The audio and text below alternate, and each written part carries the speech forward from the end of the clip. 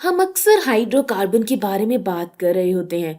ये दरअसल वो कंपाउंड होते हैं जो कि हाइड्रोजन और कार्बन से बने हुए होते हैं। और हमें मालूम है कि हाइड्रोकार्बन की तीन खास फैमिलीज होती हैं, एल्कीन, एल्कीन और एल्काइंस। इसकी कुछ और फैमिलीज यानी कुछ और खानदान और रिश्तेदार भी होते हैं, लेकिन हम इस बारे में दूसरी वीडियोस में अलग से बात करेंगे। इस वीडियो में हम इन फैमिलीज के मुख्तलिफ मेंबर या हिस्सों के बारे में बात करेंगे और इसकी मदद से हम इस हर एक खानदान या फैमिली का एक आम या जनरल फॉर्मूला भी निकालेंगे। ये जनरल फॉर्मूला होता क्या है? खैर, तो ये जनरल फॉर्मूला हमें एक मखसूस फैमिली के कार्बन और हाइड्रोजन एटम्स की तादाद का आपस में ताल्लुक बताता है। मिसाल के तौर पर एल्कीन फैमिली में हर कार्बन एटम के लिए आपके पास इससे दुगने हाइड्रोजन एटम होते हैं, या कार्बन के मुकाबले में दुगना ज्यादा हाइड्रोजन एटम होते हैं। ठीक हो गया। तो एल्कीन में कार्बन और हाइड्रोजन एटम की तादाद का ये ताल्लुक है, यानी 1:2। और अब अगर आप सोच रहे हैं कि ये जरूरी क्यों है और ये किस तरह हमारी मदद कर सकता है, तो जरा तसव्वुर करें कि अगर बाद में आप साइंसदान बन जाते हैं और एक नया ऑर्गेनिक कंपाउंड दरियाफ्त करते हैं जिसमें तकरीबन 50 कार्बन एटम हो और 100 हाइड्रोजन एटम हो, तो सिर्फ ये जनरल मॉलिक्यूलर फॉर्मूला जानते हुए आप इस कंपाउंड को किसी एक फैमिली में कैटेगराइज कर सकती हैं, या आप ये मालूम कर सकते हैं कि ये किस फैमिली से ताल्लुक रखता है। और इस तरह आप इसकी कीमियाई खसूसियात यानी केमिकल प्रॉपर्टीज बआसानी और जल्दी से मालूम कर सकते हैं।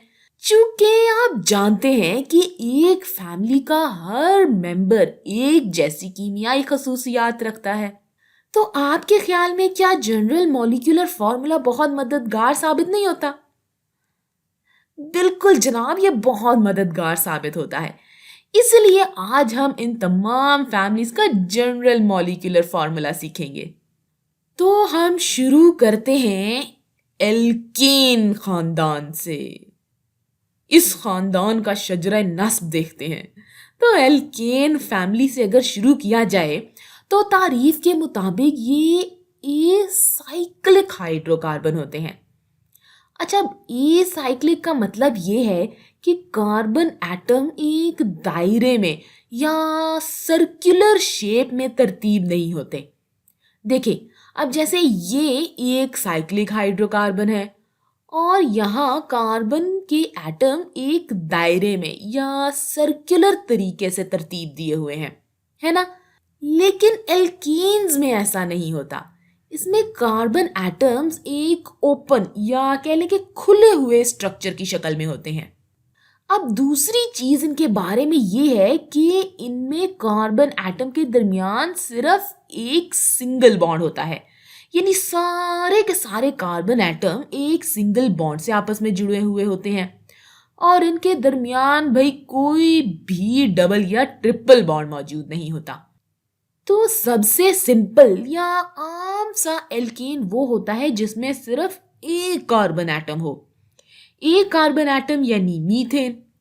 तो इसमें सिर्फ एक कार्बन होगा और इस कार्बन के पास 4 वैलेंस इलेक्ट्रॉन्स होंगे और ये अपना ऑक्टेट मुकम्मल करने के लिए और मुस्तहकम होने के लिए अपने ये 4 वैलेंस इलेक्ट्रॉन्स हाइड्रोजन से बांटेगा। तो ये एल्केन फैमिली का पहला मेंबर है, यानी ये एल्केन खानदान का पहला चश्मो चराग है। लेकिन ये बस इतना ही नहीं होता, बल्कि मैं हर हाइड्रोजन एटम को दूसरे कार्बन एटम से तब्दील कर सकती हूँ और इससे ये जंजीर यानी कार्बन की चेन और लंबी होती रहेगी। देखिए, कुछ इस तरह से यहाँ मैंने हाइड्रोजन एटम को कार्बन एटम से तब्दील किया है या रिप्लेस किया है, तो ये एक दूसरा एल्कीन बन गया है। अब इसी तरह मैं इस चेन को मजीद लंबा कर सकती हूँ। मैं फिर इस हाइड्रोजन को एक और कार्बन से तब्दील कर देती हूँ। तो अब ये एल्केन फैमिली का एक और मेंबर है। इस मखसूस चेन में 3 कार्बन एटम हैं और अगर मैं इस काम को दोबारा दोहराऊं तो अब इस चेन में 4 कार्बन एटम हैं। तो अब आप ये तस्वीर कर सकते हैं कि बिल्कुल इसी तरह मैं मजीद नए एल्केन फैमिली के दूसरे मेंबर्स बना सकती हूँ। यहाँ मेरे पास 5 कार्बन की चेन या फिर 10 या फिर 20 कार्बन की चेन भी मौजूद हो सकती है। तो यहाँ तक हमने सीखा कि किस तरह से एल्केन फैमिली के मेंबर्स को पहचाना जा सकता है।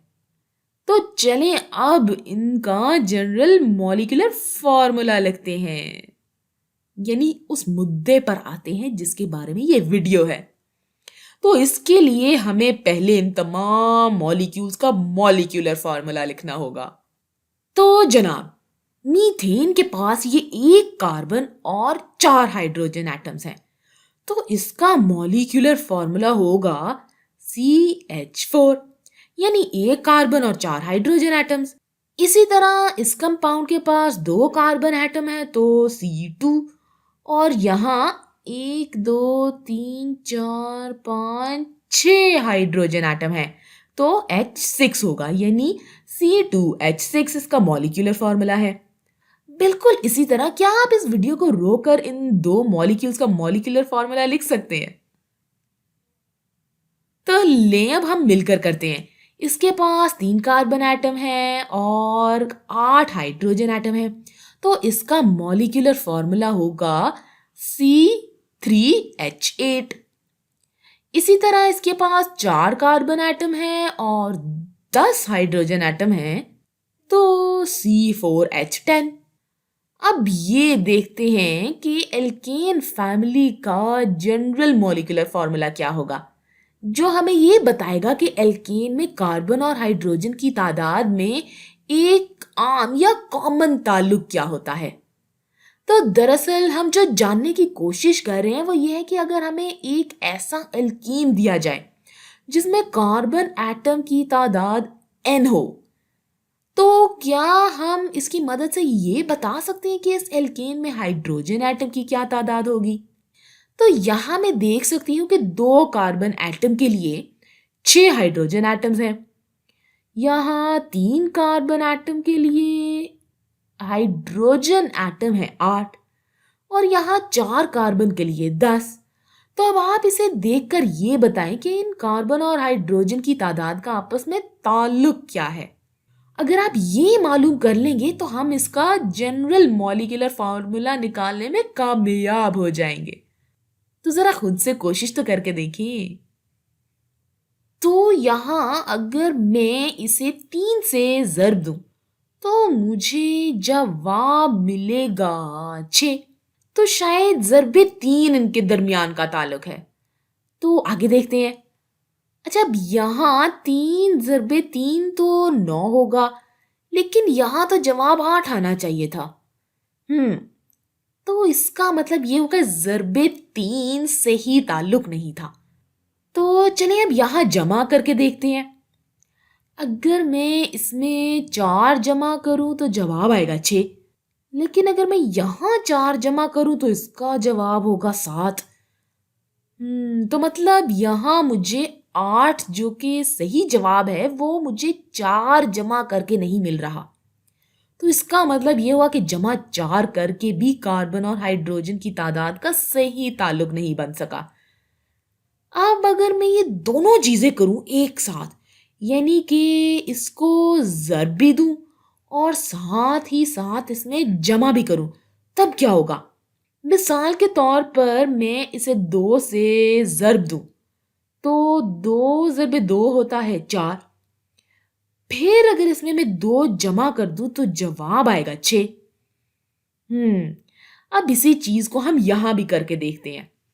तो 2 ज़र्बे 3 होता है 6 जमा 2 होता है 8। सही हो गया। तो शायद यही कार्बन और हाइड्रोजन के दरमियान का ताल्लुक है, यानी कि कार्बन की तादाद को 2 से ज़र्ब दें اور پھر اس میں مزید 2 جمع کر دیں. تو ذرا ایک دفعہ پھر کر کے دیکھتے ہیں کسی اگلے مالیکیول کے ساتھ. تو 2 ضرب 4 ہوتا ہے 8 جمع 2 ہوتا ہے 10. شکر ہے بھئی یہ تو ٹھیک ہو گیا.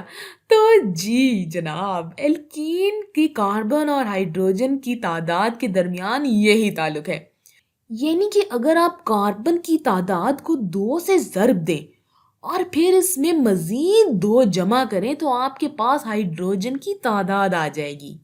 تو اس کا جنرل مولیکولر فارمولا اس طرح سے ہوگا کہ اگر آپ کے پاس کسی الکین میں کاربن کی تعداد n ہو تو پہلے آپ اسے 2 سے ضرب دیں گے، یعنی 2n یا 2 ضرب n، اور پھر اس میں 2 جمع کر دیں گے تو یہ ہو جائے گا 2n+2 یعنی 2n جمع 2. اب یہ ہوگی ہائیڈروجن ایٹم کی تعداد. تو مثال کے طور پر اگر آپ کو کوئی ایسا الکین ملے جس میں 25 کاربن ایٹم ہو تو اس میں ہائیڈروجن کی تعداد ہو جائے گی 2 ضرب 25 جو کہ ہوتا ہے 50. اس میں ہم جمع کریں گے 2 تو یہ آتا ہے 52. یعنی اس کا جنرل مولیکولر فارمولا ہوگا C25 اور H52 C25 H52. تو اب بتائیں کیا یہ نکالنا بہت آسان نہیں ہے؟ تو یہ تو اب ہم نے نکال لیا الکین کا جنرل مولیکولر فارمولا. اس ویڈیو کے اگلے حصے میں ہم الکین اور الکائن کی بات کریں گے.